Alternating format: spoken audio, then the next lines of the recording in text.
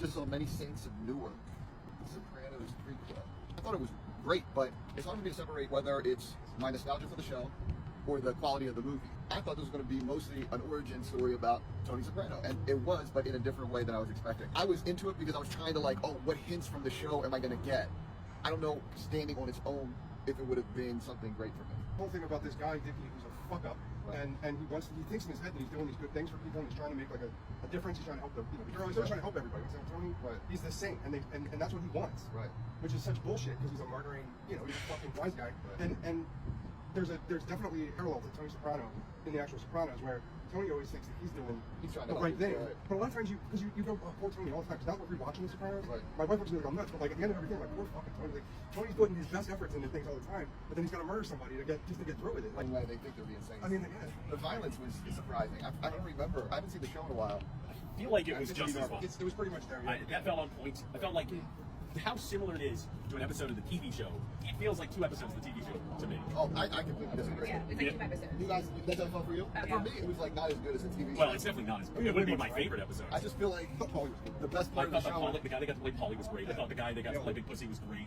Well, I know that actor. I didn't recognize him as Silvio until almost through the entire movie before I realized that guy was missing shit. I didn't care about any of the characters that weren't from the show. Outside of Dickie Moltisanti, was good and held my attention, and I was interested in his story.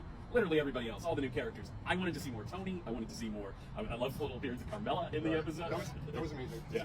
Tony's dad was way less influential than I thought he would have been, and maybe that was it. I think he'd like that his dad wasn't a big influence on him. But he's going to be geared towards the dad. movie hasn't been ordered yet, but I think Johnny Soprano will be the future of the next. Yeah.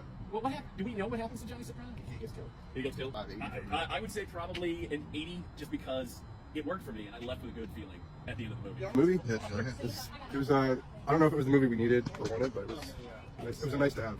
It was fun, right? Yeah. Doing the rewatch, entertaining. Was it as good as the show?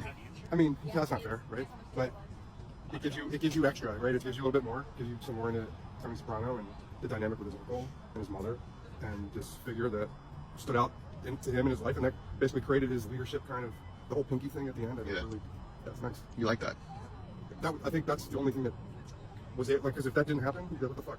But that little thing happened at the end. It was like a nice touch to kind of let you know, it just says, okay, it's like a wink just to say Tony's going to be Tony or whatever. And this is the guy that, because they say the whole thing was who made Tony Soprano. Right. That was how they advertised the movie. Right. And so you're expecting this event. Right. It's like actual like when Chris got made. Yeah. Right. But that with the paper and the blood. Right. And all that. Yeah. That's not what happens. Right. So you get a different way. This is the guy that made him. It's Uncle Dickie's story. Yeah. Yeah. Christopher. That was a nice touch to have him narrate. Yeah.